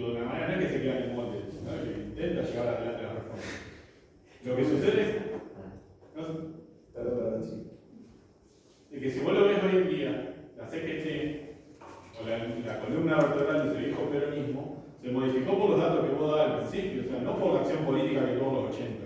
Dejó de ser la columna vertebral porque la economía cambió y ya hay un sector desocupado que es representado por otra parte. Será peronista, no será peronista, pero como configuración política ya no hay posibilidad de repetir eso ante la inminencia de un gobierno nuevo, si se quiere el cambio de libertarianismo, el punto de cambio, que sea. Por lo tanto, vos tenés que.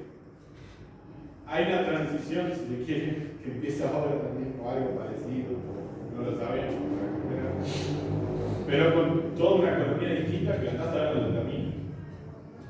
Yo sé quién tiene la respuesta. ¿Cómo? Yo sé quién tiene la respuesta. ¿Quién tiene la respuesta? Barrio Nuevo con Milei. Bueno, tiene una respuesta posible. Hay que ver. ¿No?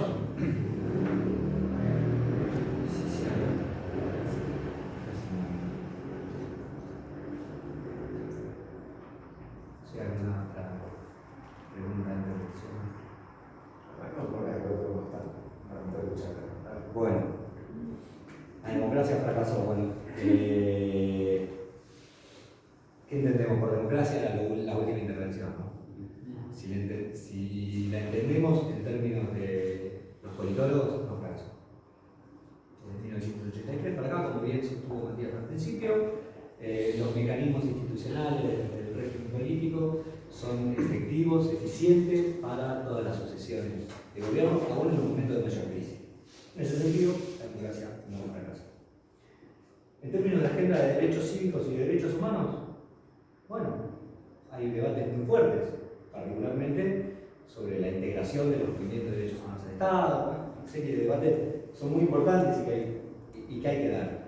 Pero es una agenda efectiva, con avances importantes, con vaivenes además, ¿no? Se hizo la Junta en el 85, obediencia sería punto final, en los 90, vuelve. Ahí está la militancia de muchos sujetos políticos, particularmente el movimiento de derechos humanos, de por medio, pero además, en los últimos años, en términos de participación y agenda de derechos cívicos, humanos, sociales, bueno, el movimiento de mujeres nos está interpelando de una manera, transformando la sociedad. No es la misma sociedad actual que hace 5 años, definitivamente, y ni hablar de se conquista también derechos institucionales, ¿no? Más allá de posiciones que se quieren tener. Y en ese sentido la democracia parecía que hubiera fracasado. Ahora, el último punto, con la democracia se come, se puede, se educa. Bueno, ahí quizás tenga un poco más de argumentos Solano, que es el precandidato todavía, ¿no? Porque el problema la paso. Ahí quizás tenga más argumentos para discutir. No digo que tenga razón directamente. Yo no soy quien para darle la razón a ningún candidato. Eso diría Pilar. Justamente acá. Pero ahí quizás tenga un poco más de argumento, con idas y vueltas también.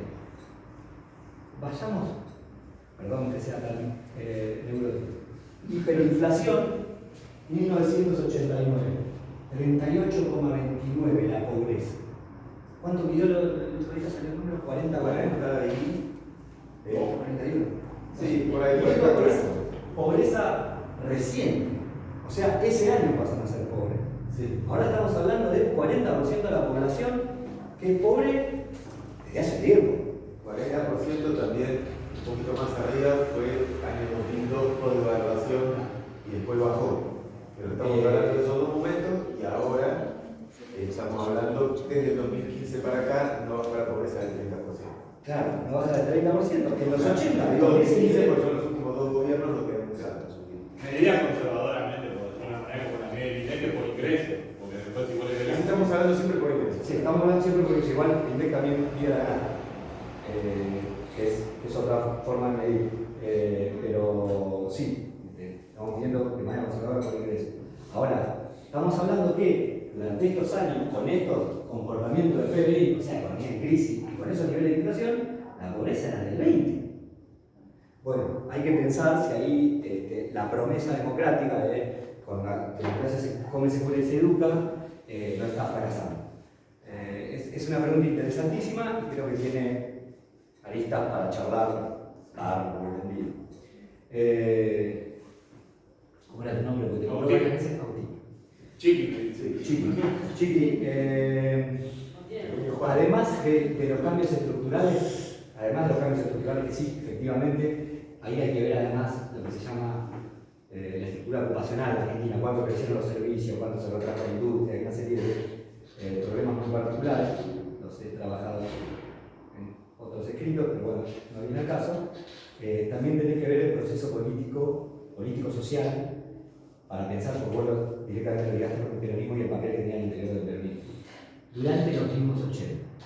Hay un politólogo norteamericano, de Harvard, no la matanza, exactamente, Steve Levinsky, escribió un libro muy interesante sobre la desindicalización del peronismo. Hay dos mecanismos institucionales internos del peronismo, no formales, porque el peronismo como movimiento nunca formaliza sus mecanismos institucionales. ¿Cómo? Pobre Giofa, es presidente de un partido. Creo que ya no más. El TERCI y las 62 organizaciones peronistas. De la normalización fallida y fraudulenta de Patrón La Placeta en 1957, vamos yendo, ¿no? Surgen las 62 organizaciones peronistas. Sí. Representante informal pero efectivo del movimiento obrero peronista desde el 57, por lo menos hasta los 80. A partir de la crisis de los 80 y de los maricales de la derrota, etcétera, las 62 organizaciones que eran al interior del partido y al exterior representaban a los sindicatos peronistas, cada vez empieza a tener menos peso. El secretario general de las 62 organizaciones peronistas hasta hace poco era el Momo Venegas, ¿no? De la UAT.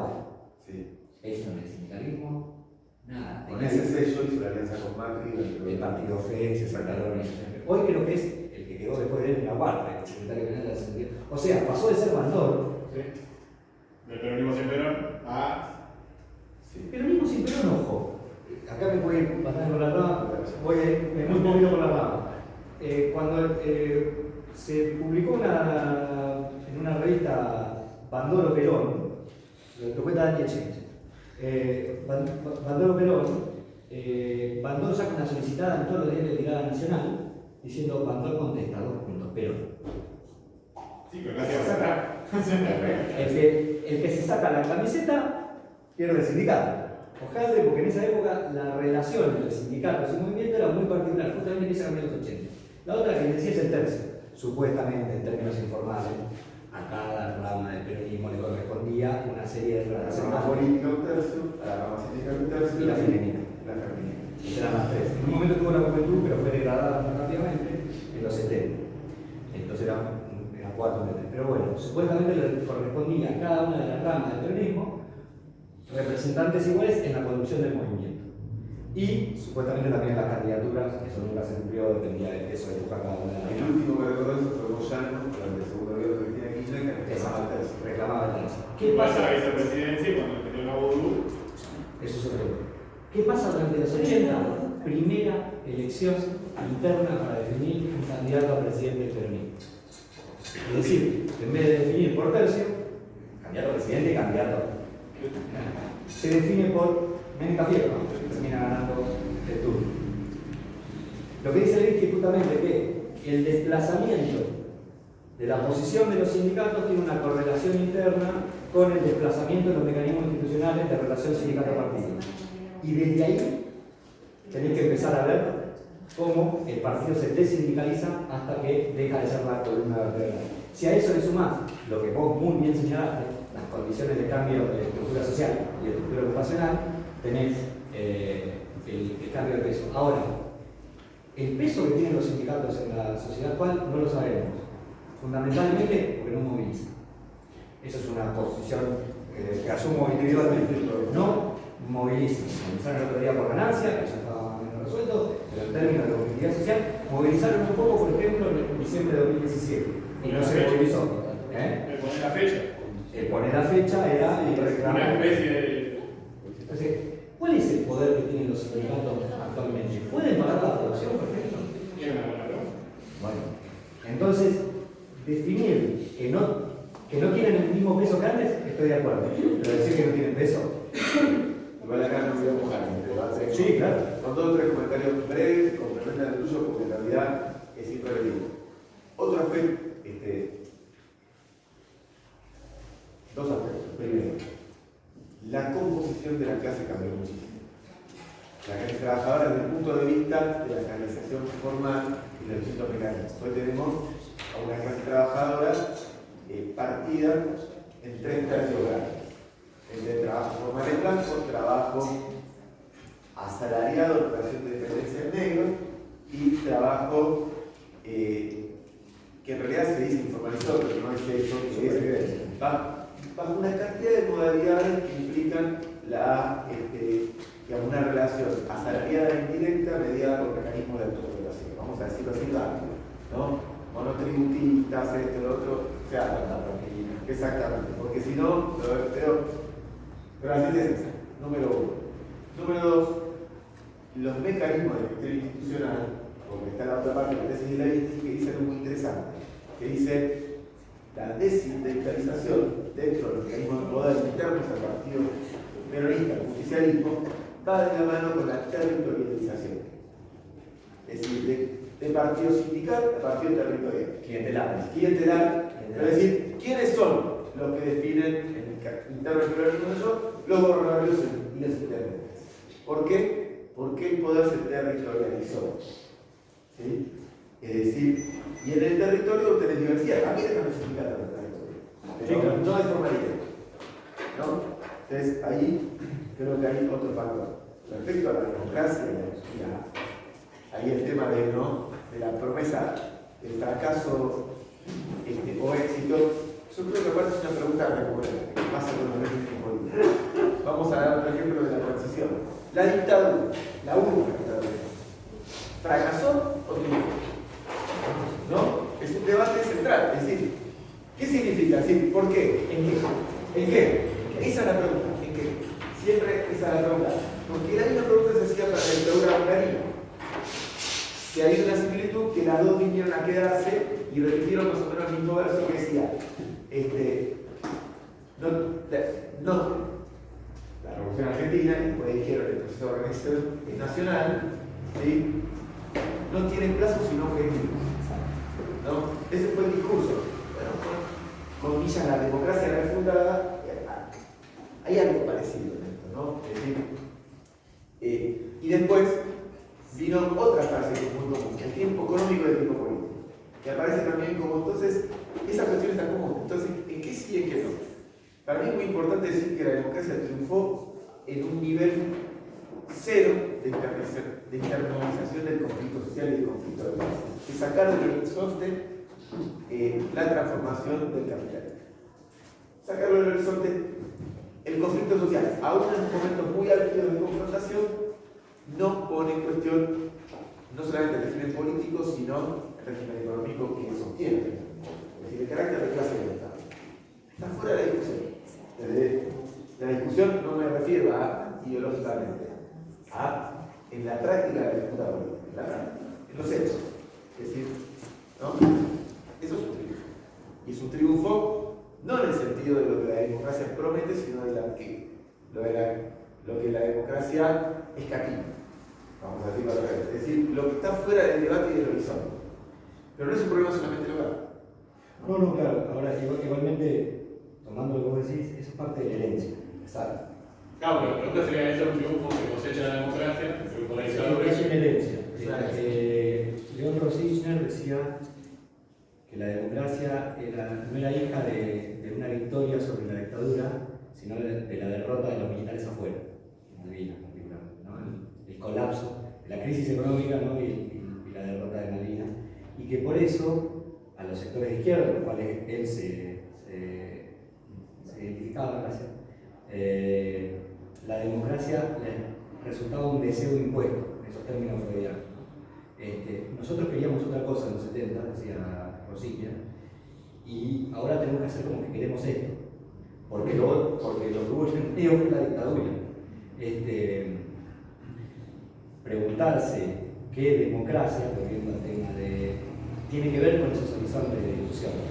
El horizonte que plantea otro de los candidatos, uno que sí pasó las pasos y las pasó de manera bastante holgada, es que la democracia no prometa nada. Y si ese tipo de agenda se masifica, no solo de manera electoral, tiene que ver la pregunta que hacía el compañero, tiene mucho que ver la pregunta que hacía el compañero, las herencias que se cristalizan en democracia, se cosechan, como decíamos recién, son cada vez mayores. Lo que es muy claro, lo que sí podemos decir claramente que la dictadura triunfó es en la transformación general del comportamiento de la economía argentina. 1976 para adelante es otra economía en Argentina, es otro país. Algo se rompió, seguro.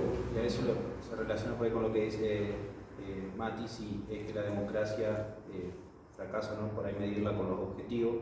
En ese caso, una herencia de la dictadura fue también esta estructura legislativa que quedó, que por ejemplo regula la actividad financiera. Igual no toda la legislación de la dictadura siguió, No, por ejemplo, la laboral se modificó. No, con lo que en relación a lo que preguntó él, para mí puede haber una doble respuesta a la pregunta. Para la burguesía, obviamente, la democracia no fracasó porque de Alfonsín hasta acá todos pueden decir, a mí me votó la gente, pero para la clase obrera sí fracasó. La esperanza. A la burguesía no la votó. Perdón. Bueno, el sistema, la representación. Los representantes políticos, por ejemplo. Vale. Si yo pudiera elegir con mi voto al dueño de Chin, por ahí estamos bastante mejor que ahora.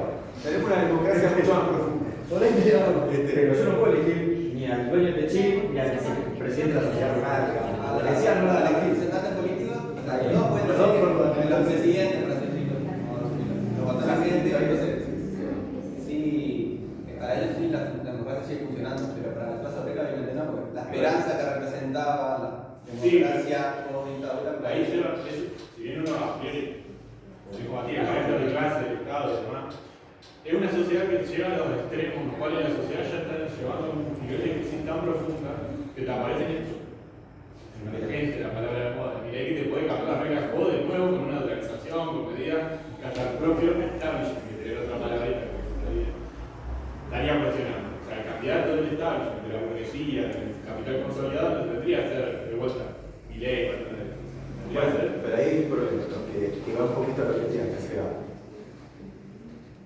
Es un momento muy crítico, yo creo que para la clase dominante de la burguesía, en un sentido, también hay un fracaso. O sea, porque ¿cuál es el problema? Cuando nosotros miramos 10 años promediando con cositas de estancamiento económico, pero miramos un poquito más largo. Hicimos antes de estos 10 años que hubo otros 10 años donde tuvo 4, o sea, 5 de crecimiento, Sí, no, por eso. Y antes de esto, lo mismo. ¿Sí? Yo te cuento ahora, desde 1990, no vamos a meter los 80 acá, pero desde 1991. Afuera del mazo. No, pero porque ya nos acusó él. Y ya vimos lo que era, pero tú no. Desde 1990 para acá, no llegamos, estamos ahí, a 10 de los últimos 30 años, a 10 años de crecimiento económico. Eso tiene que ver con una perspectiva, con un proyecto de cuál es la perspectiva de la acumulación capitalista en Argentina. Hay una crisis, pero además hay una crisis política así. A ver, y no vamos a resumir así, ya que hablamos hace un ratito, vamos a traerlo a nuestro, no sé si sea amigo o conocido, inspirador, Alejandro Corpus, que dijo algo muy interesante hace poquitos días, que es lo siguiente. Que, digamos, me da un poquito la excusa para, tratar esto. Tenemos una elección ahora en octubre con 3 candidatos mayoritarios. En condiciones normales, ninguno de los 3 podría ganar una elección jamás. Coincide. El problema es que uno gana. ¿Qué es eso? Sino una crisis política muy grande en cuanto al personal de representación. Es decir, la conducción política, es decir, hay una degradación tan fuerte que es un problema para la ciudadanía que tener representantes de este tipo. Crisis de legitimidad. Hay una crisis, claro, pero es una crisis de corto plazo. Vamos al debate del otro día. Quizás el candidato que más repitió es Chiaretti. Chiaretti dijo 2 cosas. 2. Córdoba. Hay un meme buenísimo que es cómo se hace enfermero. Chiaretti dice cómo se hace enfermero. Se trae hielo, está. Córdoba, y dijo otra cosa que es interesante para analizarla, que es, no hay un problema ideológico acá, hay un problema de gestión. Ojo que no está tan errado lo que dice. Hay un problema que vamos a transformar, no es de gestión económica, es de conducción política. No hay un problema del proyecto de la acumulación capitalista y de conducción política de ese proyecto. La burguesía no tiene. Yo creo que no dijo eso, ahora nos vamos a pelear. No, dijo de gestión, queriendo decir gestión económica, dijo otra cosa. Yo lo estoy dando vuelta. Lo que intenta, vos lo estás dando vuelta, claramente. Eso es lo que Yo no, porque lo que dijo es, yo gestiono bien en Córdoba. Bueno, también Yo no me debate de ustedes que levanten el así que siga. Nosotros nos picanteamos mucho, No, ¿sí? esto no voy a hacer yo, Ella se ríe porque ella sabe. abogado de Tenet no voy a hacer. Pero para mí, lo que digo con que hay un problema de gestión, es una reedición del discurso de la alianza de los 90. Acá el problema es que son dos corruptos, puede tener asidero o no, y Saurrate en el medio le da su letra, pero si el sistema fuera el mismo y no estuviera lleno de corruptos, andaría. Bueno, es una... Si el sistema fuera el mismo, pero administráramos bien como nosotros, como Exacto. la fiscal, andaría. Andaría. Bueno, Bueno, pero en realidad es una revelación de un problema más profundo. mucho más profundo. Pero lo que dijo Chiaretti fue... Exactamente. Claro, Consejo, me ganaste por final, después. Dale. Poner que vos conseguís apoyo político, sobre todo, creo que lo voy a necesitar para administrar esto, no solo la capacidad. Porque ahí de vuelta. Al gobierno de Alberto se lo criticaba porque no tomaba decisiones, porque Alberto le entrega algunas cosas de gobierno que no toma las decisiones, y por eso dijo algo que es verdad, dijo, me encanta tomar las decisiones. El tema es que no tienen poder para poder tomar las decisiones. O sea, ¿quién sería el que tendría el poder en una democracia que se está reeligiendo con esta estructura de partido, con esta estructura de frentes políticos, con esta estructura del personal político que lo dirige? O sea, Ahí está el poder. ¿cómo? Ahí está el poder. Claro, ahí está. Bueno, se me fue la... Yo creo que no hay estructura, hay desestructura. ¿De qué? O sea, de lo que estaba diciendo él en cuanto a la estructura política de uno, la estructura política de otro, en el medio de este debate, el problema, como decía, de dominación y de gestión, pero es de desestructuración. O sea, están todos separados. Y, o sea, triangulo con lo que decían los dos compañeros anteriores, ¿no? Con los formadores de opiniones y si la democracia continúa o fracasa o no. Creo que es como el cuento si está primero el huevo o la gallina. Se están retroalimentando los formadores de opiniones con lo que dice el compañero y esta desestructura que hay. Tomo eso para plantear una comparación con los 80. Nosotros no lo vemos. Sí, claro. Alfonsín gana las elecciones, gana por primera vez en la misma historia. Casi 50% de los votos. Vuelve a ganar en el 85 en la legislatura. No tiene internas dentro del gobierno. O sea, no tiene internas fuertes, digamos, hay algunas internas pero menores. Entre la coordinadora, la junta de seguridad. Pero no eran internas fuertes y ninguna ponía en cuestión su liderazgo. No le sale un solo proyecto. O sea, tenía los votos, tenía el liderazgo político, no le salen solo de los proyectos, fracasan todos los proyectos sindicales. Entonces ahí, el problema, ¿dónde está? Perdón por la autorreferencia, en el conflicto, en el nivel de conflicto. Cada vez que intenta, en una coyuntura específica, modificar la relación de fuerza que tiene con nosotros sujeto a la realidad, la UIA, los sindicatos, los médicos, etcétera, etcétera, se choca con un nivel de conflictividad que no está dispuesto, y quizás no está en condiciones, hay que verlo, que no está dispuesto a romper. La relación de fuerza es un límite para él, está por fuera de esa capacidad política del gobierno. Conflicto de los médicos y la CGT, más el Seguro Nacional de Salud, bueno, para bajar esto, saco uno y saco el otro. Tiene la posibilidad aquí. Semana Santa. Está bien que el general Arraiz no llegaba, ¿no? Pero el resultado es hoy día llegué al punto final. La guerra está en orden. No hay sangre derramada en Argentina. Pero es un momento muy significativo porque con una plaza a reventar dispuesta a apoyar lo que el tipo diga, le dice váyase a su casa. Sí. O sea, en el momento en el cual intenta avanzar, El análisis y la ponderación de cómo intenta avanzar es otro tema. Yo no tengo la misma caracterización de la Seguridad Nacional de Salud que del proyecto de asociaciones profesionales. Pero bueno, más allá de eso, en el momento que intenta avanzar, se choca con una relación de fuerza de su gobierno y del resto de los sectores sociales. No puede modificarlo. Y no tiene interna, gana las elecciones. O sea, no es solamente el diseño político, las internas del gobierno, cuántos votos sacar, eso también está. Pero a veces quedamos medio sorprendidos por los medios de comunicación en la interna, en cuánto voto aporta tal, cuánto voto aporta el otro, y si tal no me firma el decreto. Comparemos, y esto de ninguna manera es una defensa del turco, cómo interviene el presidente Menem frente al levantamiento militar de 1990. Represión del levantamiento militar, y se empapela la ciudad de Buenos Aires con un afiche que era la foto de él sentado en el sillón presidencial, bastón de mando presidencial, banda presidencial, un presidente en serio.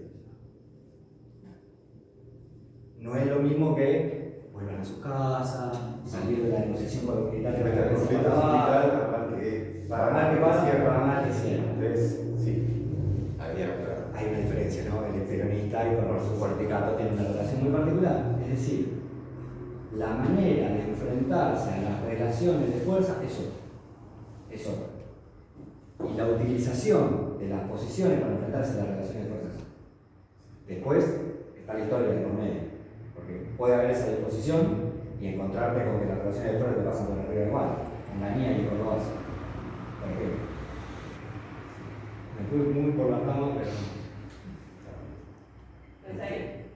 Por ahí pasar del agua al vino, esas cosas. y sí, ahora un minuto, ¿no? Nos acercamos a la ¿Quién tierra. podemos ir cerrando? Con esto que decía hablando de Alfonsín, digo así, muy loco, no se puede ser democrático siendo muy democrático. Es el problema del carácter del Estado. Sí. Claro. El Estado, entre otras cosas, una de las características que tiene es el monopolio de la violencia legítima. Cuando No solo por eso. Volvemos a la pregunta A inicial. ver, yo hago una reinterpretación de lo que creo que quisiste insinuar cuando lo pintaste a Alfonsín así. Pregunta, ¿le faltó huevo? ¿O está atado a una idea de cómo tenían que ser las cosas? No encontró la vuelta a la relación de fuerza. ¿No encontró la vuelta a la relación de fuerza? No es una cuestión de, entiendo la expresión huevo en términos de impronta, voluntad, etcétera, etcétera. Tenía voluntad, tenía impronta. La situación lo pasó por arriba, pero hoy tenemos de crisis económica, la verdad. Nivel de inflación, levantamiento militar, además le tocó sequía, inundaciones. No, pero además tenía todos los frentes abiertos. Todos los frentes abiertos al mismo tiempo. Tuvo gran torpeza para abrirse. Eso es otro. Con la sociedad rural por un lado, con los planes de la industria por el otro, con los milicos, con la CGT, con voluntad. Así que le votaron que no a Chile porque si no se hacer. Voluntad, y se salieron unas cuantas bien, ¿eh? O sea, ley de divorcio salió ahí, tiene un enfrentamiento con la iglesia. O sea, no le salen todas mal. Pero, y voluntad tenía. El tema es que las condiciones de la cual actual también existen. También existen. Y en eso hay la relación de estructura política, es un gran debate de la ciencia social. Yo no diría nunca que era cobarde. Que era cobarde. No. Sí creo que no estoy de acuerdo con las decisiones que tomó, por ejemplo, con respecto a Semana Santa y el nivel de movilización social. Pero esa es mi opinión. Yo creo que carácter del partido. ¿Perdón? Tiene que ver un poco con el carácter del partido que lo. No sé si con el carácter del partido. Y yo pensaba lo mismo, pero. Ya sabemos que guardó su propia fuerza. Pero del mismo partido lo tenía Balbín, Alfonsín, de la Rúa. Y si uno lo mira de entrada, sí son tres partidos políticos distintos. Están hablando de tres conducciones distintas. Claro. Balbín había fallecido además justito. Sí, bueno. Igual ya estamos cerrando. Bueno, una pregunta interesantísima. Yo no diría que faltó ni voluntad, ni creo que tomó malas decisiones. aceleraciones por un lado, y esa es una aceleración estrictamente personal, en mi análisis, por un lado, y por el otro, la situación, entre todos los términos que decía Matías recién, cambiar frente abierto, y las condiciones político-económicas que tenían, eran tremendas.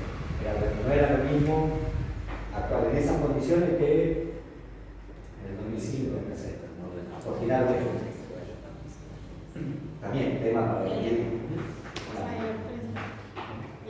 Compañeros, muchas gracias por estar, interesante, a seguir igual